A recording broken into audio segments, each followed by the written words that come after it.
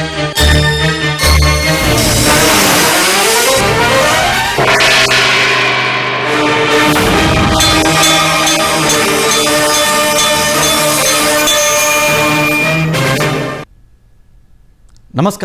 ఘంటారావానికి స్వాగతం. ముందుగా ప్రధానాంశాలు. ఏఐ టూల్స్ ద్వారా పాలన సులభతరం చేస్తామన్న సీఎం. డేటా డ్రివెన్ గవర్నెన్స్ ద్వారా రియల్ టైం రిజల్ట్స్ ఇవ్వాలని సూచన.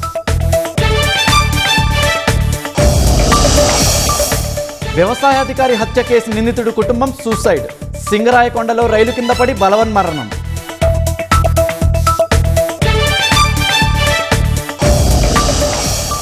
నంద్యాలలో వృద్ధ దంపతుల ఆత్మహత్య. వయోభారం, అనారోగ్యంతో చనిపోతున్నట్లు లెటర్.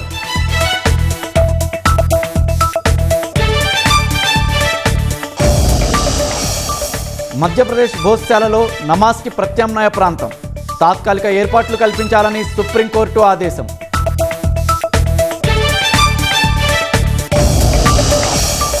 ప్రధాని మోదీకి కేతన్ తల్లి రేఖా అగర్వాల్ లేఖ. జాప్యం లేకుండా విచారణ జరిగేలా చూడాలని విజ్ఞప్తి.